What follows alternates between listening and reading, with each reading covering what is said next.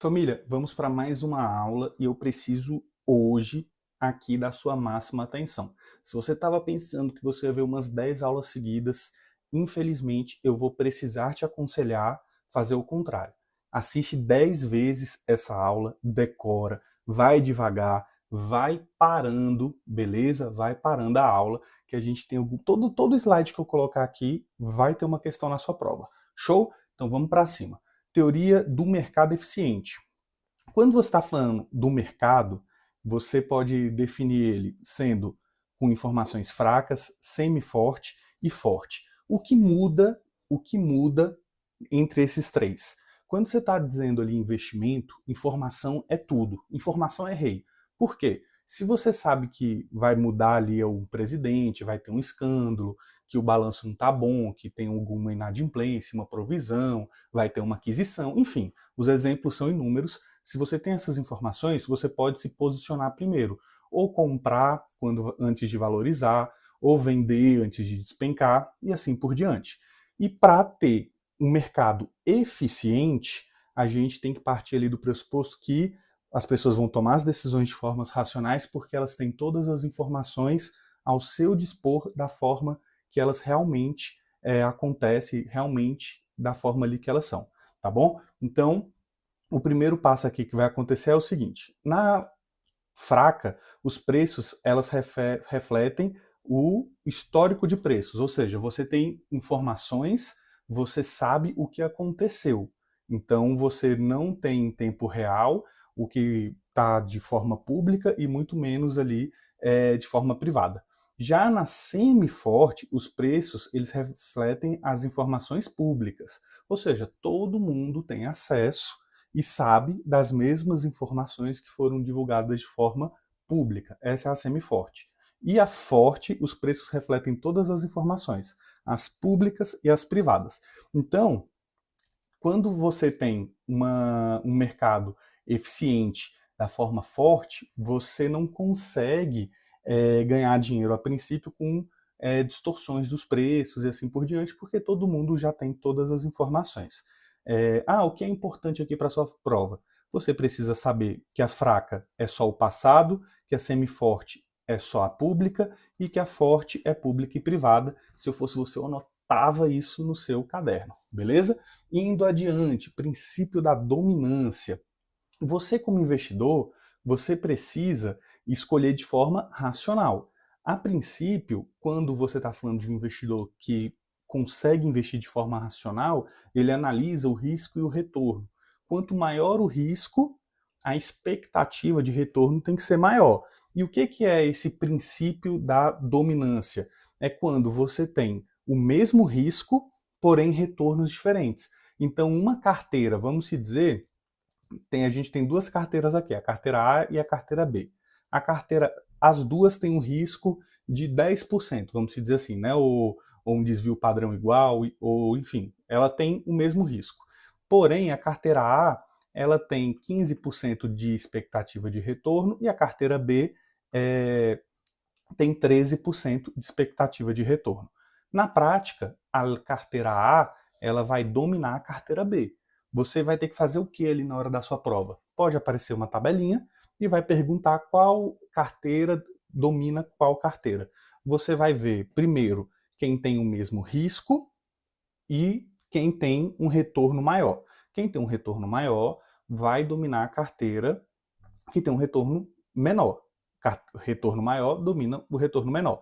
Caso o risco e o retorno eles sejam diferentes, aí você vai dividir. Você vai botar o risco embaixo e o retorno em cima e você faz a divisão, beleza?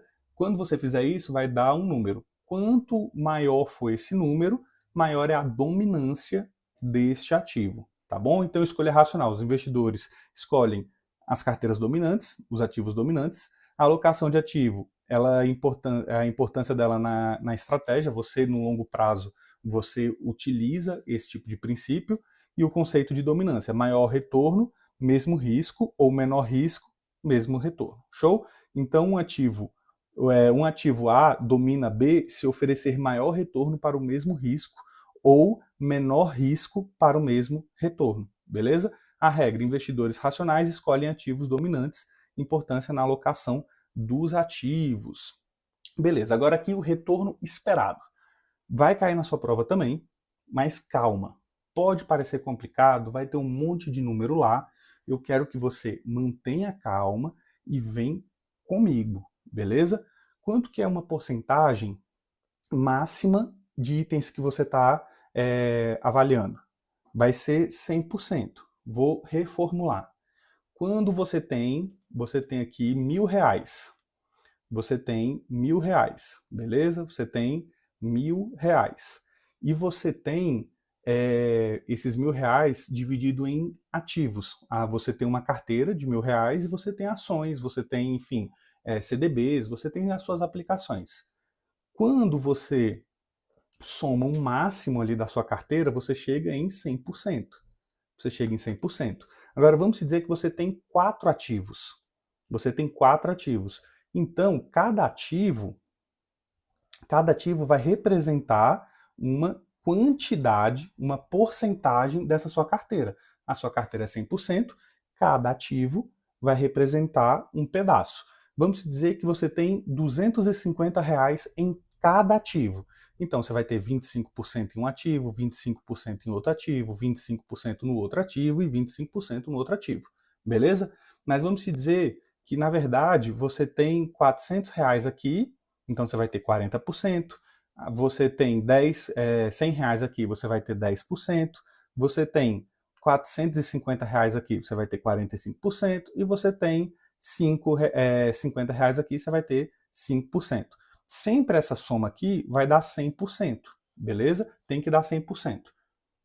Show? Como é que você também consegue chegar nessa resposta? Você soma o total, qual que é o valor embaixo, né? Vamos dizer que o valor, somando todos os seus ativos, dá 25 mil. Dá 25 mil. Você vê quanto que o ativo A, né, o ativo B, o ativo C, o ativo D, enfim, pode ser 2 ativos, 3 ativos, isso é um exemplo. Você pega ali o valor total que você tem investido e você coloca aqui em cima o ativo que você quer ver. Então vamos dizer que o ativo em questão seria R$2.200. Você vai fazer essa divisão e essa divisão vai ser a porcentagem que ela é da carteira. Beleza? Isso aqui é de estatística, estou fazendo só uma pequena revisão para o quê? Para a gente não se enrolar quando estiver falando de retorno esperado. Por que não se enrolar? Você, quando estiver fazendo o retorno esperado, você vai ter que fazer uma média ponderada dos retornos individuais. Então, se você tem um ativo que representa 20% da sua carteira e você tem um retorno esperado para esse ativo de 10%, você vai fazer o quê? Você vai multiplicar esses 20% por 10%. No caso aqui, você vai multiplicar 0,2 por 10, beleza? Aí vamos dizer que a outra parte é o seguinte: 50% tem um retorno esperado, o outro ativo ele representa 50% da sua carteira e ele tem um retorno esperado de 20%. Então você vai fazer o quê? 0,5 vezes 20%. Beleza? Vai dar um número X. E o outro representa 30%. Só que agora o retorno esperado é de 5%. Então você vai fazer 0,3 vezes 5%. Beleza? Quando você fizer essa conta, você vai chegar. Deixa eu fazer aqui pra gente, para eu fazer certinho aqui o exemplo, né? Você vai botar na sua calculadora 0,2 enter 10 vezes. Aí aqui vai dar 2%, beleza? Aí você vai depois fazer 0,5 enter, aí 20 vezes. Você quer dizer o quê? Que 50% da sua carteira tem um retorno esperado de 20. Então a carteira, ela vai ter, essa partezinha aqui vai colaborar com 10% de retorno esperado. E depois você pega 0,3 enter, e aí 5 vezes, vai dar 1,50. Beleza? Somando isso aqui, vai dar 13 0,5%. Então, se isso aqui fosse uma questão, e vai cair assim na sua prova, ele vai dar para você a porcentagem, quanto que aquele ativo ele tem de participação numa carteira e qual que é o retorno esperado dele. E você vai fazer isso. Você vai fazer a porcentagem dele de dentro da carteira vezes o retorno esperado. Vai dar uma resposta. Você guarda aqui. Aí você faz isso com todos e soma. Essa vai ser a resposta do retorno esperado da carteira. Beleza? Vai ter questão, tem material com questão. Isso aqui é para você se familiarizar. O que vai fazer você realmente ver uma questão dessa e acertar com facilidade é treinar. Show? Mas para achar o retorno esperado é só fazer a média ponderada. Show? Indo adiante, a gente vai ter o risco esperado de uma carteira. Agora eu quero que você respire. Eu prometo que eu vou me esforçar para fazer uma letra bonita, para poder fazer aqui da melhor forma possível, porque vai ter uma questão dessa na sua prova. Beleza? Isso é certo, isso é um fato.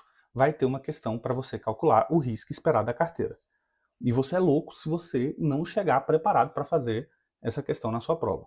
Quando você está falando de risco esperado, você vai ter que contar com mais duas coisinhas que a gente não faz no retorno. Primeiro, que é o risco, aqui a gente vai considerar o desvio padrão, e depois a gente também precisa considerar a correlação, tá bom? Por que a gente considera a correlação? Lembra que quanto maior a correlação entre os ativos, menos você está diversificando e maior é o quê? Maior é o risco, beleza? Então você tem que considerar essas duas coisas. É um cálculo um pouco mais complexo porque a fórmula ela é grande. Se você fizer com calma, tudo vai dar certo, beleza? E você olha isso para poder fazer uma diversificação melhor, né? Ela é importante para reduzir o risco. E a correlação, né? Correlação baixa reduz o risco. Você não pode esquecer disso. Lembrando que a correlação vai ser um número que vai ser de -1 a 1. E o 1, os ativos são totalmente correlacionados. Isso não é uma coisa boa quando você está falando em mitigar o risco de uma carteira, diminuir o risco.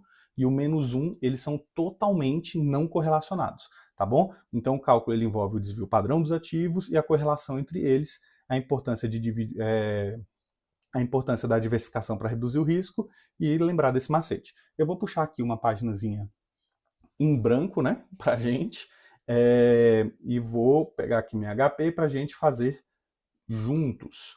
Para a gente fazer isso, eu vou falar o seguinte: na sua prova pode ter vários exemplos, vários formatos de texto e de, enfim, exercício, mas no final das contas ele vai te dar o risco, ele vai te dar o retorno e ele vai te dar o peso. Resumindo, é isso, beleza? Resumindo, é isso.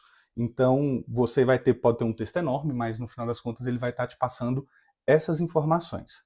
Show? Quando você vai falar, né, da fórmula, primeiro eu vou fazer assim, ó. A gente tem dois ativos. Eu vou botar aqui novamente, vou me esforçar muito para fazer a melhor letra possível. A gente tem um ativo A e a gente tem o ativo B.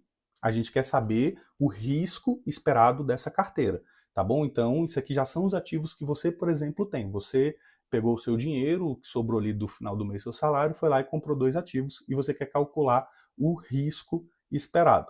Então, você tem esses dois ativos, aí você tem o peso. O que é o peso? Lembra do retorno esperado que a gente fez, a porcentagem que era da carteira? É isso. Quanto que significa da carteira.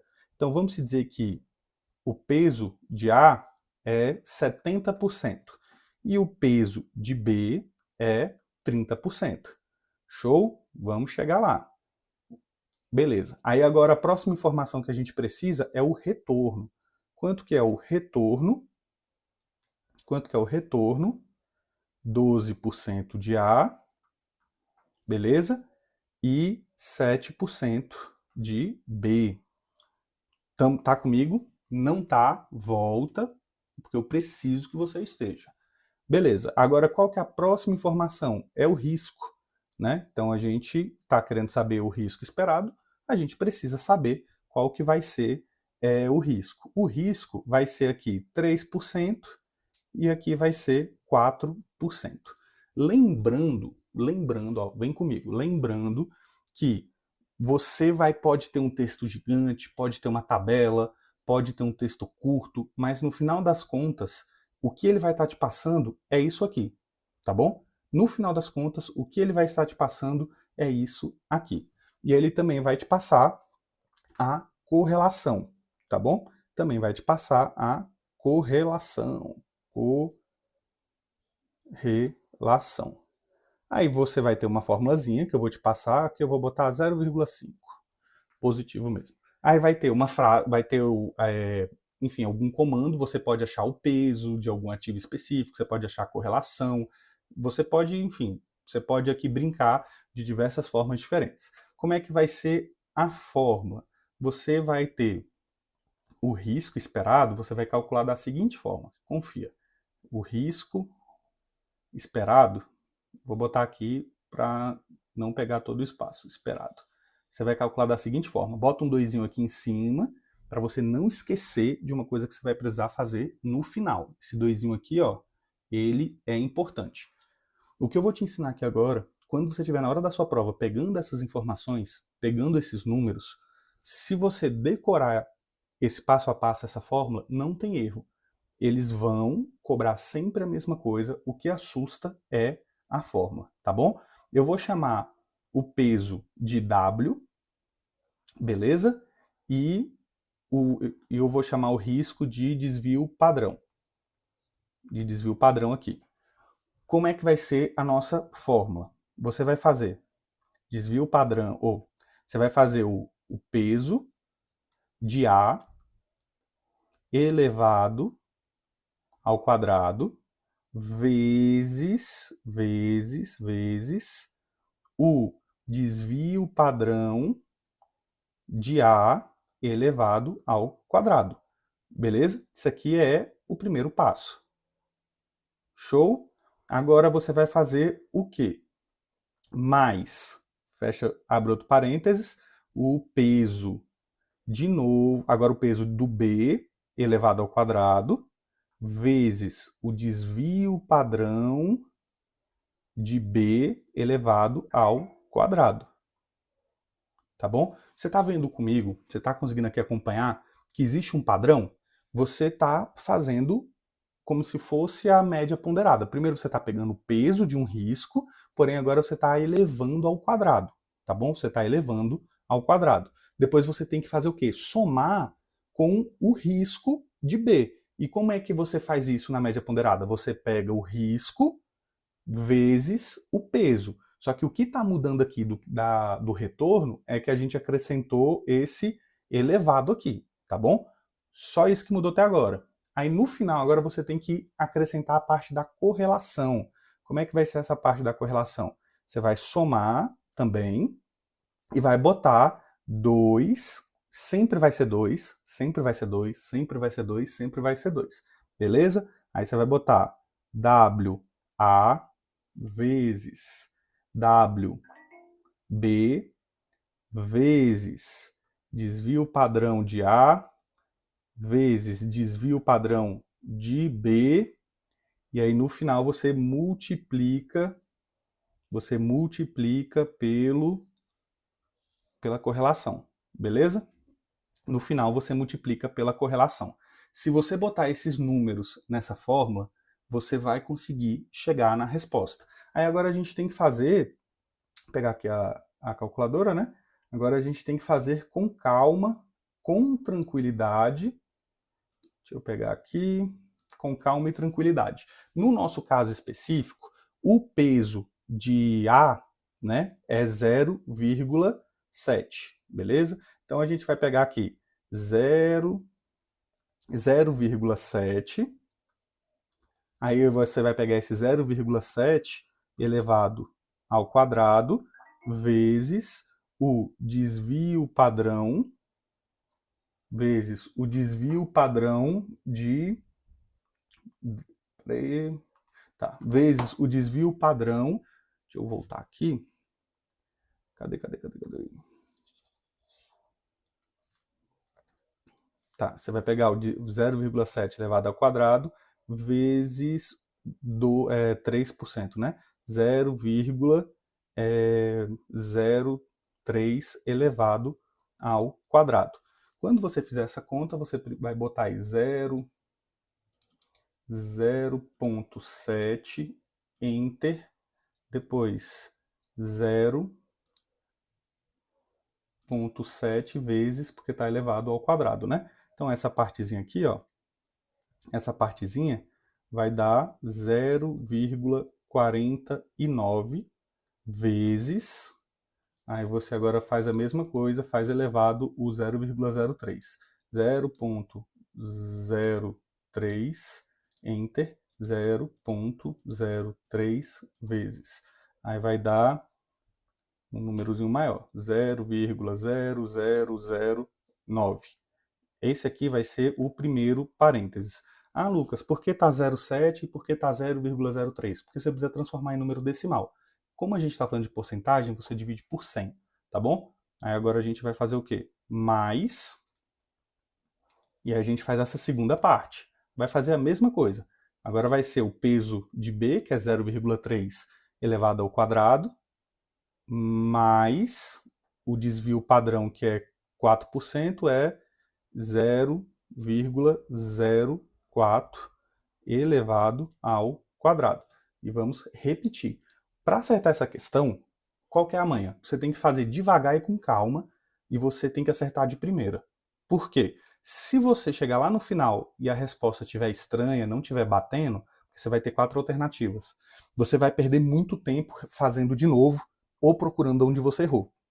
Então a manha é fazer devagar e fazer de uma forma que você acerte de primeira. Você pode até gastar 5 minutos fazendo, porque depois que você pegou a manha, e se você estiver fazendo sozinho, tiver que falar ou escrever, vai muito mais rápido. Porém, 5, 4 minutos você garante ali uma questão, porque na verdade é um trabalho braçal, beleza? Vamos de novo aqui, ó. 0,03, enter, 0,03, não é 0,0, é 0,3, enter, e 0,3 vezes, para a gente poder achar o número, vai dar quanto? 0,09. Por exemplo, vai que eu não tinha percebido que eu estava botando 3% no lugar de 30%. Chegar lá no final e desse alguma coisa errada, eu tinha que ou fazer tudo de novo, ou perder um tempão conferindo os resultados. Por isso que a gente tem que fazer, ó, de boa, na manha, tá bom? Que vai dar certo. Agora a gente pega o zero, né? O 0,04, enter, 0,04 vezes. Aí vai dar quanto? Vai dar, isso aqui é vezes, 0,002, tá bom? Show! Fechamos essa parte. Qual que é a próxima? Aí você vai somar, agora você tem que ver a parte da correlação. Você tem que ver a parte da correlação. Agora a gente tem aqui 2, aqui você não vai levar nada, 2 vezes, qual que é o peso de A? É 0,7. Quanto que é o peso de B? É 0,3. Quanto que é o peso ou quanto que é o desvio padrão de A? É 0,03. Quanto que é quanto que é o desvio padrão, o risco do B? 0,04. E depois vezes 0,5. Positivo mesmo. O que que muda se é positivo ou não? Que ele iria mudar se aqui ia ser uma soma ou não, se ele iria estar diminuindo ou não o risco. A gente vai fazer o que agora? A gente vai, com calma, multiplicar isso. 2, enter, 0,7, beleza? Com calma, vezes, aí depois 0,3 vezes 0,03 vezes, depois 0,04 vezes e depois 0,5 vezes. Aí a gente vai chegar no seguinte número, 0,0003, tá bom? A gente vai chegar neste número.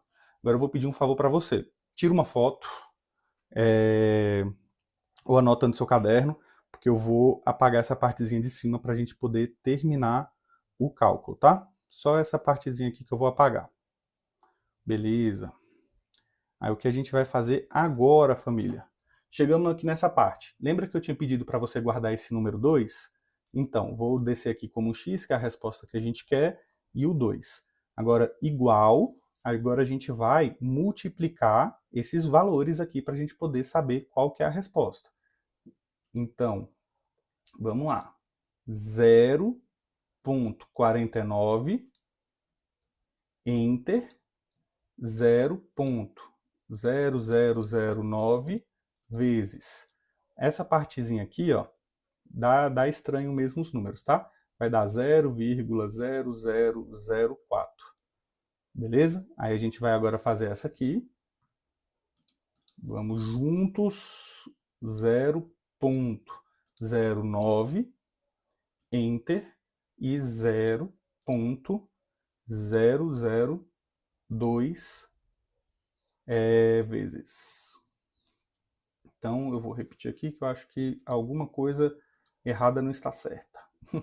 0,09, enter, 0,002 vezes. Tinha dado mesmo a resposta que eu tinha colocado aqui já. A gente vai ter 0,0002. Agora a gente vai fazer o que, família? A gente vai somar esses números, beleza? A gente vai somar eles, e quando a gente somar, que vai ser 0,0004, enter, 0,0002 mais 0,0003 mais, a gente vai chegar no seguinte, 0,0009. Beleza. Ufa, chegamos aqui. Qual que é o próximo passo? Lembra que eu pedi para você guardar esse número 2? É porque se você está elevado, quando você passa para o outro lado, você vai fazer o quê? Você vai tirar a raiz, beleza? Então você joga para o outro lado e tira a raiz. Como é que você vai tirar a raiz? Você vai apertar o G na sua calculadora e depois você vai apertar no VX. Vai ter essa teclazinha, tá bom? Quando você clicar nesse VX, vai chegar o resultado para você de 0,03. Esse seria o nosso risco esperado. Meu Deus, Lucas, nossa, olha, essa é a questão mais difícil que pode cair na sua prova. Pode não, essa é a questão mais difícil que vai cair. Cabe a você rever esse vídeo, ler o material de apoio, enfim, decorar essa forma. Você precisa decorar isso aqui, ó. Você precisa decorar isso aqui, e o resto é você ter paciência para ir fazendo aos poucos, até porque você vai ter uma calculadora para te auxiliar. Show? Saber que não importa o tamanho do texto, o que você precisa extrair do texto são essas informações, e fazer com calma. Eu te aconselho a não desistir dessa questão, a realmente decorar essa formulazinha. É só você lembrar que é a mesma coisa do retorno esperado. Você precisa do peso e você precisa do que a gente está fazendo o cálculo, que no caso aqui é o risco, eu botei o desvio padrão. E o que acrescenta mesmo é estar elevado e esse finalzinho aqui da correlação. Não desiste dessa questão não, porque ela vai cair na sua prova, beleza? Ela vai cair na sua prova. Se você não estiver muito seguro, no dia da sua prova, quando você encontrar essa questão, porque ela vai estar lá, você pula e vai fazer o resto da prova. Porque se você não estiver muito seguro que você vai fazer no passo a passo e vai acertar de primeira, pode acontecer de você ficar enganchado nela e gastar muito tempo, muita energia, tá bom? Então, vamos adiante e tá avisado que vai cair na sua prova, tá? Vamos ver algumas questõezinhas em forma de teoria, são questões que podem cair na prova, mas só para a gente poder ver o que é importante, tá bom? Então, assim, o que a carteira, o que caracteriza, a forma semi-forte da eficiência do mercado. Lembrando que a gente tem a fraca, a semi-forte e a forte. A fraca você só sabe do passado, a semi-forte você só sabe as informações públicas, e a forte você tem as informações privadas e você tem as informações públicas também, tá bom? Então a semi-forte é qual? É a que você tem as informações públicas. Então letra A, o preço reflete apenas as informações históricas? Não, nesse caso aqui seria na modalidade fraca, né? B, os preços refletem todas as informações, inclusive as privilegiadas? Não, teoricamente seria aqui que ele está falando, seria forte, né? C, os preços refletem todas as informações públicas? Correto, lembrando que isso caracteriza ser semi-forte. E D, preços são previsíveis por análise técnica. Não, eles não são previsíveis por análise técnica. No caso, você vai fazer uma análise fundamentalista, né? Então, C, preços refletem todas as informações públicas. Na forma semiforte, informações públicas já estão precificadas, tornando-se análise fundamental. No caso aqui, a explicação está errada, tá? No caso, análise técnica, né? Técnica ineficaz, tá bom? O que quer dizer esse precificadas? Por que ele fala públicas já estão precificadas? Quer dizer, quando você vê um papel, na verdade, o mercado ele já precificou, os preços já refletem aquilo ali. Por exemplo, a tendência é que no futuro aumente muito a taxa Selic e os fundos imobiliários, as ações, elas começam a cair muito. Antes de acontecer esse aumento, é porque já é esperado ali, já é público que vai ser aumentada ali a taxa Selic, e normalmente há uma correlação inversa, aumenta a taxa de juros básica do país, diminui o Ibovespa, ou o IFIX, assim por diante. Então é isso que quer dizer que o preço, né, já estão precificados.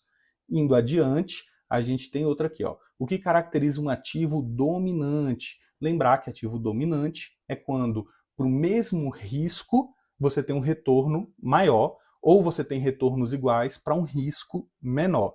Você, na dúvida, você vai pegar os ativos e vai falar o seguinte: meu retorno eu vou botar em cima e o meu risco eu vou botar embaixo. Quando eu fizer essa divisão, vai dar um número. Se a minha resposta for 2 e a do outro ativo for 1,8, o 2 ele é dominante. Por quê? Ele tem um retorno maior dado o risco, beleza? Então, o que caracteriza um ativo dominante? Letra A, maior risco e menor retorno?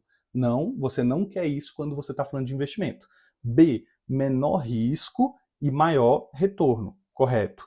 E cuidado aqui também com esse maior retorno, se tiver só assim as alternativas, e isso aqui é uma questão de prova, vai estar correto.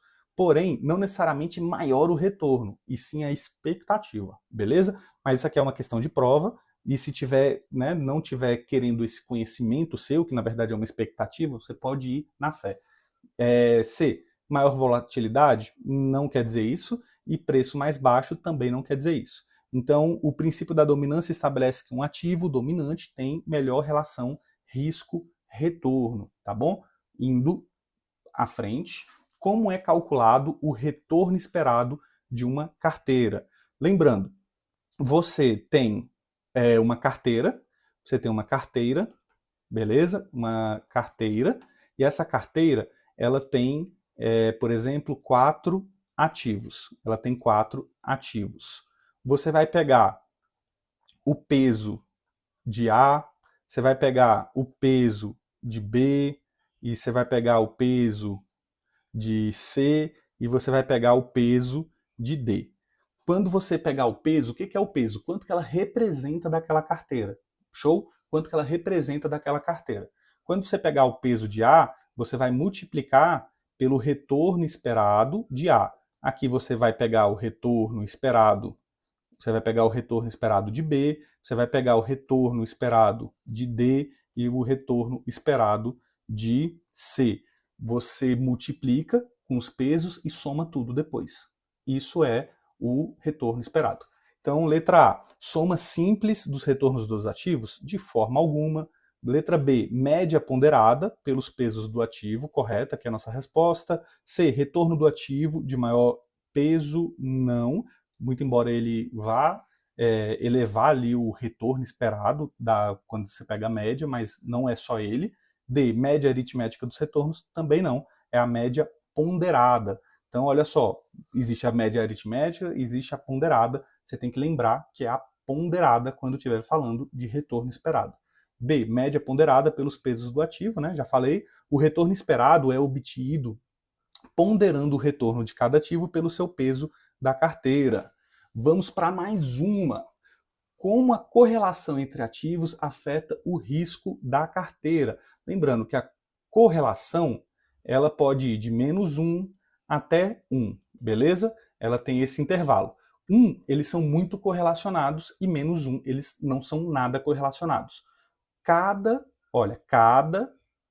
ativo, quando vai indo mais para perto de 1, está aumentando o risco da carteira. Por quê? Porque se dá algum BO no setor, na empresa, na indústria, enfim, no país, no tipo de ativo, você acaba tendo toda a sua carteira sofrendo. Quanto mais os seus ativos não estiverem correlacionados, mais você está diversificando e diminuindo o risco, beleza? Então você tem que buscar ativos que não são correlacionados. Então, só revisando, resumindo para ter certeza que ficou claro. Ativos correlacionados é o seguinte: se um ativo sobe 10%, se a correlação dele for de 1, o B também vai subir 10%. Agora também se cair 50%, ele também vai cair 50%, porque eles andam juntos.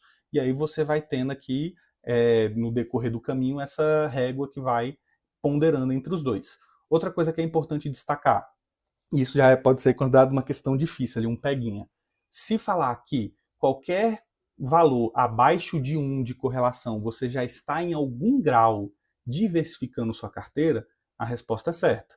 Por mais que não seja a diversificação ideal, mas só de você estar saindo da correlação 1, você já está, de alguma forma, diversificando sua carteira, tá bom? Então, a correlação entre ativos afeta o risco da carteira? Letra A, correlação alta reduz o risco? Não, ele aumenta o risco. B, correlação baixa reduz o risco, correto. Baixa reduz o risco. C, correlação não afeta o risco, errado, afeta sim, né? A gente já sabe que a nossa resposta vai ser a letra B. E D, correlação negativa aumenta o risco, não. A correlação negativa ela diminui o risco. Show? Então, quanto menor a correlação entre os ativos, maior a redução do risco da carteira. Lembra daquela fórmula horrível lá que a gente fez, que gastou um tempão?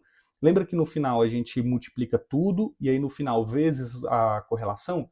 Se a correlação fosse negativa, automaticamente aquele último blocozinho você não ia somar, você ia subtrair. E se você subtraísse ele da soma do risco do A e do B, o risco seria menor. É isso que acontece. Quando a correlação ela é negativa, você acaba indo para uma direção oposta, você diminui o risco, tá bom? Então, só para a gente poder finalizar, mercados eficientes, dá para ganhar, mas é difícil. Por que é difícil ganhar um dinheiro a mais em um mercado eficiente? Porque a informação está para todo mundo. Então, se você tem informações públicas e privadas sendo feitas de forma forte, não tem como você ganhar dinheiro fazendo algo que outra pessoa não saberia, tá bom? Dominância, maior retorno ou menor risco, sempre vence. O retorno esperado multiplica e soma, e menos correlação, menos risco, tá bom? Boa prova, valeu, tamo junto.